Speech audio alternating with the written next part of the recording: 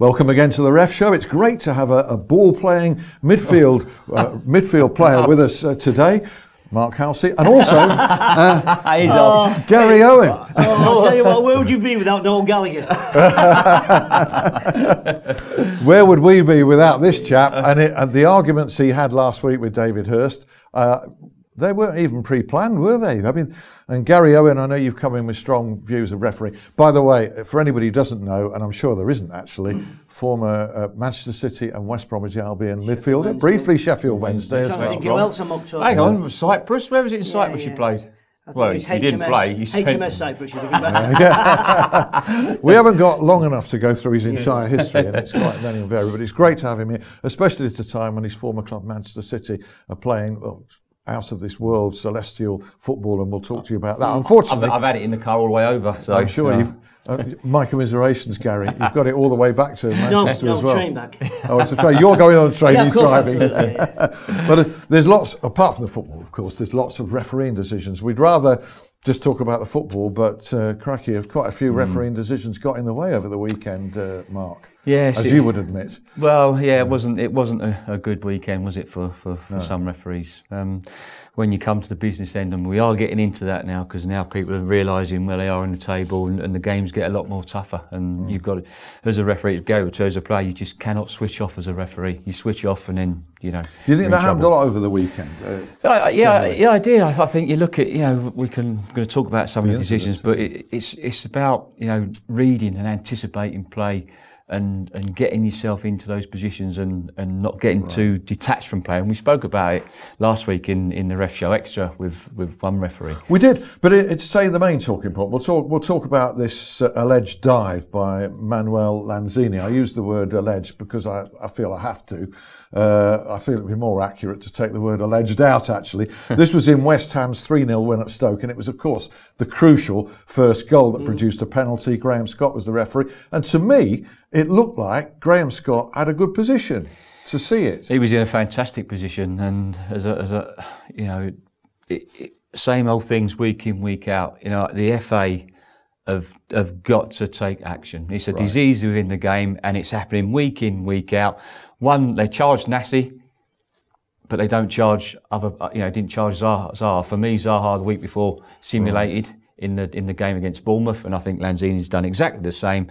And we need to start charging, even if it goes on in the box or they don't gain from it. We've got to do something. What's your take on it, Gary? There's a few points that I've got on this. Is that firstly, it's an unthankful task to be a referee, and my frustration is when the assistants who get a better view probably than what the referee does or the fourth official, they don't join in unison. They're all working together and make that decision together. If one misses it, somebody else should be able to do it. That's first. Secondly, I thought there was something put in place where former players on a weekend, if anything of simulation, would look at it as former players as well and make the decision whether it was simulation or whether it was a foul.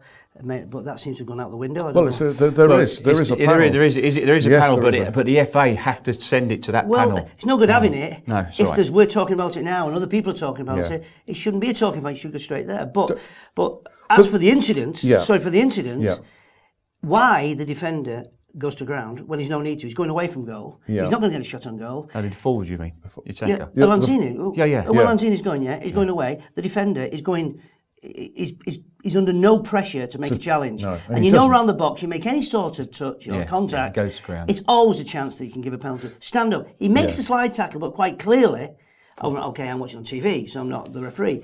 But he doesn't make, he slides basically in action to stop him crossing it, but doesn't make the challenge. Lanzini goes down. Yeah. The only thing I'd just add for viewers at this point is by the time you watch this show, I think you'll know whether or not the FA have decided to act on that. Certainly the recommendation of the boys here is that for consistency, in terms of the AS one with Everton, that they should do. But I think we had another one in the Brighton game at the weekend. Yes.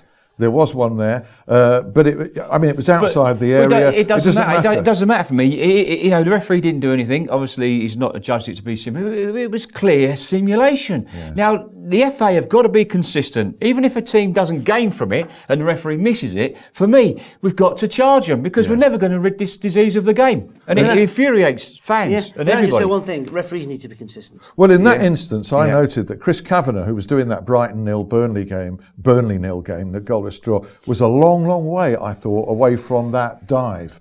But he was like in the centre circle, I think. Oh, absolutely. But Gary alluded to it a couple of minutes ago, where the assistant's there. He's not looking at. He's got no offside to contend with, so he's looking straight at it. And that's where you've got to come in and help the referee. Because his job is not just to say if the ball goes into touch or not. It's to work as a team for the overall the game to make the game better. It's not happening. And when we play in Champions League, they have two at either end. I don't even know what they do because they can see clearly and don't even make a decision. Don't get us started on that. Let's have a look at another diving incident that was detected over the weekend. This was in Crystal Palace's 3-0 victory at Leicester. Martin Atkinson was in charge and Ndidi second yellow for simulation.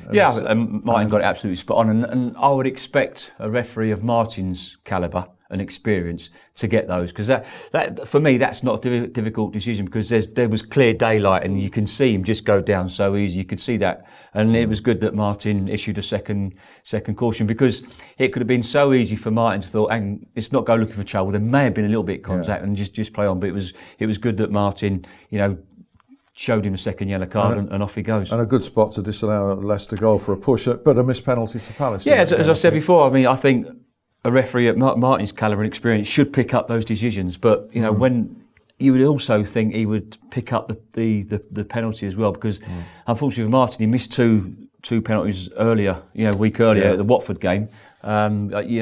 I think Martin be a bit disappointed when not picking that up. We're going to talk about Gary's Manchester City later. We've got to get his take on the kind of football he's seeing. However, Watford 1, Huddersfield 4 raised some issues because there were two red cards in this one. Troy Deeney, a straight red for Watford's fourth red card in the Premier League this season, and then Jonathan Hogg of Huddersfield for 2 yellows. You've got queries over both of those. Yeah, I have. I mean, listen, Michael Oliver's fast becoming one of our best referees, and as I say, congratulations to Michael for being elevated to the elite group with the UEFA referees with panel. Anthony Taylor as well. Yeah, with Anthony Taylor, so well done, guys. But I think if you look at Michael, I think he'd be the first to admit to say he didn't have a good day at the office. I mean, for me, the sending off Troy Deeney, for me, it's not a red card. It didn't meet the criteria laid down in Law 12 for serious foul play. It's just a tackle from behind. Yeah. What did you think, Gary? Well, I mean, it's coming in. Tackling is an art.